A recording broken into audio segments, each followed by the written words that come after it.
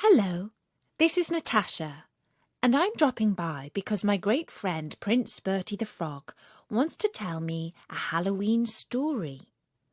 Bertie loves Halloween stories because they are about spooks and witches and skeletons that talk and all sorts of things that make you want to go, ooh. But Tim the Tadpole says they're all a bit scary. So I said, don't worry, Tim. You're not the only tadpole who is afraid of Halloween. Did you know that even some witches are frightened of it? That's what this story is about. It's called The Witch Who Was Frightened of Halloween. Once upon a time, there was a girl called Katie. Katie was 7, and she lived in a nice house with her mum and dad and her little brother Joey and a dog called Muffin. And it was all quite normal, really, except for one thing. They were witches. Well, except for her dad, who was a wizard, and the dog Muffin, who was a D-witch, which is a dog who casts spells. Anyway, being a witch wasn't so bad. Mum would just twitch her nose and all the cleaning would get done. Dad would wave his stick and the lawn would cut itself.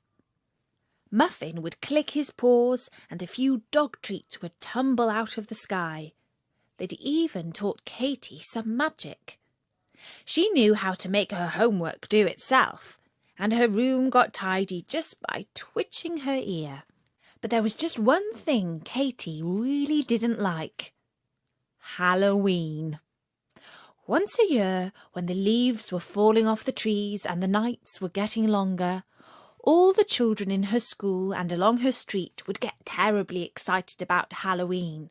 They made costumes of horrible-looking witches, with long pointy noses and spots and nasty black hats and broomsticks.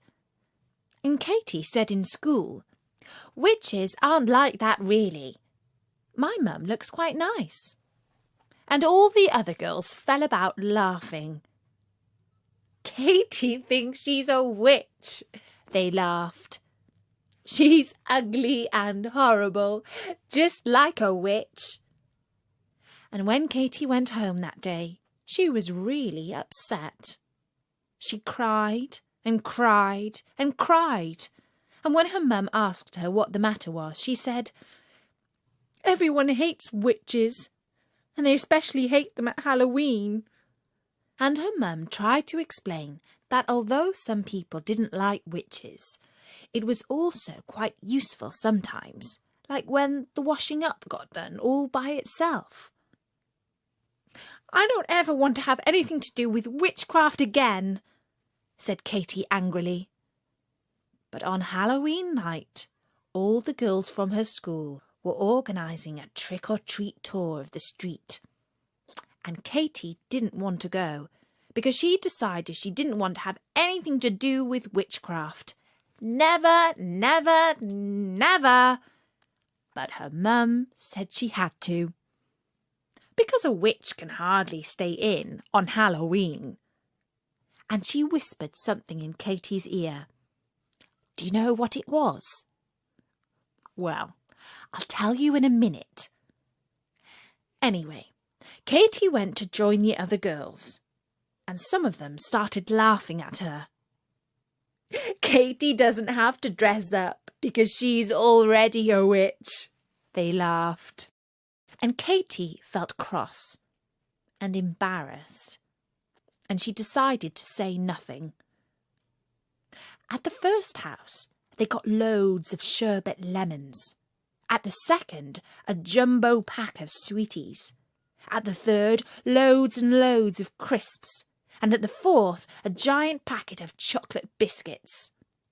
But at the fifth house, there lived a man called Mr. Bones. And Mr. Bones didn't like children. He certainly didn't see why he should give them any treats. "Buzz off, you stupid kids," he said when they knocked at the door. Trick or treat!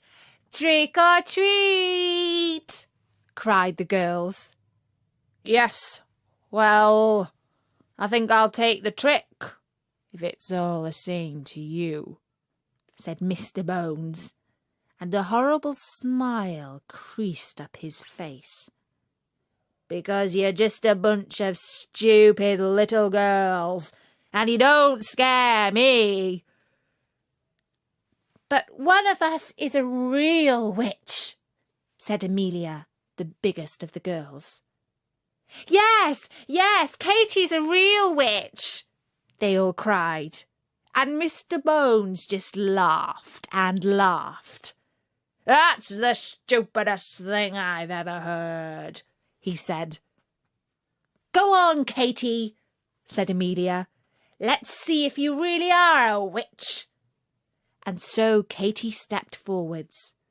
You don't look scary to me, said Mr. Bones.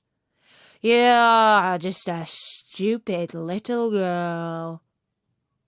But Katie remembered what her mum had whispered in her ear.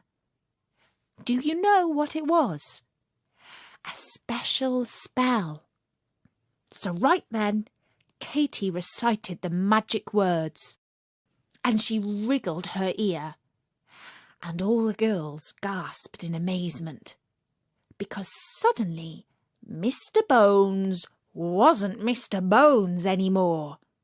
He was a little brown, fluffy hamster inside a cage, running around and around on a wheel.